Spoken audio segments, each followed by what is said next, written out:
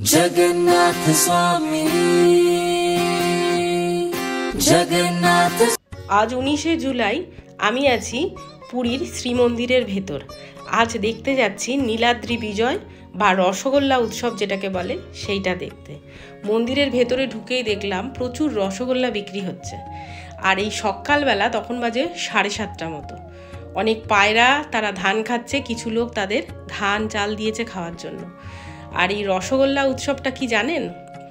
মা লক্ষ্মী জগন্নাথ দেবের ওপর রাগ করে মাসির বাড়ির থেকে ফিরতে দেরি করছে বলে তাই তার খুব রাগ হয়, তাই সে তার স্বামীকে ঢুকতে দেয় না। 3 দিন রথ থাকে মন্দিরের বাইরে, আর এই সময় ভগবানকে একদম সামনে থেকে দর্শন করা যায়। আর এই ছিল আজকে 3 দিনের শেষ দিন, যেই দিনটাকে বলা হয় রসগোল্লা উৎসব।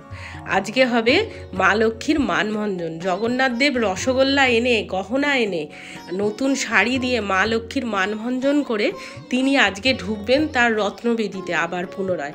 আবার 1 বছর বাদে দেখা হবে আমাদের সাথে জগন্নাথ দেবের ঠিক এইভাবে খোলা আকাশের তলায়। তো সেই দৃশ্য প্রত্যক্ষ করার জন্য সকাল 7:30টার সময় আমি পৌঁছে গিয়েছিলাম মন্দিরে সামনে, যেখানে রথগুলো দাঁড়িয়ে। এইখানে এই যে বলরাম দেবের শৃঙ্গার চলছে, আর তারপরে সুভদ্রা মায়ের শৃঙ্গার হবে। ধীরে ধীরে ভিড় ঠেলে জগন্নাথ দেবের সামনে গিয়ে পৌঁছালাম। পৌঁছে প্রাণ ভরে তাকে প্রণাম করলাম। দেখলাম বহু মানুষ হাতে করে রসগোল্লা নিয়ে এসে ভগবানকে দিচ্ছেন পুজো। কিন্তু আমি জানতাম না যে রসগোল্লা এখানে নিয়ে এসে পুজো দেওয়া যায়। তো যে কারণে আমি ঠাকুরমশাইয়ের হাতে কিছু দক্ষিণা দিলাম, দিয়ে তার কাছে আমি একটু প্রসাদ চাইলাম। তা উনি আমার হাতে একখানা রসগোল্লা দিলেন। আর এই যে দেখুন সিংহদুয়ার, এটা সিংহদুয়ারে কিন্তু মা লক্ষ্মী বসে আছেন। তিনি কিন্তু খুব ক্ষিপ্ত, খুব ক্ষোভ, তার খুব অভিমান। তিনি জগন্নাথ দেবকে ঢুকতেই দেবেন না, কিন্তু জগন্নাথ দেব কিন্তু ওনার আজকে মানভঞ্জন করবেই। আর মা লক্ষ্মী সুন্দর সেজেগুজে অপেক্ষা করছে সেই মানভঞ্জনের পালা কখন শুরু হবে তার জন্য। তো যাই হোক, এই দৃশ্য যে আমি দেখতে পাবো, এটা আমি নিজের উপর নিজে ভীষণ গর্বিত যে এই অনুষ্ঠানটাও আমি দেখতে পারলাম। আর আজকে ছিল আমার পুরীর থেকে ফেরার দিন, সেই কারণে সকাল সকাল মন্দিরে গিয়ে এই রসগোল্লা উৎসবের সাক্ষী কিন্তু আমিও হলাম। আর আমি আপনাদের সবাইকে এই অনুষ্ঠানটা দেখালাম।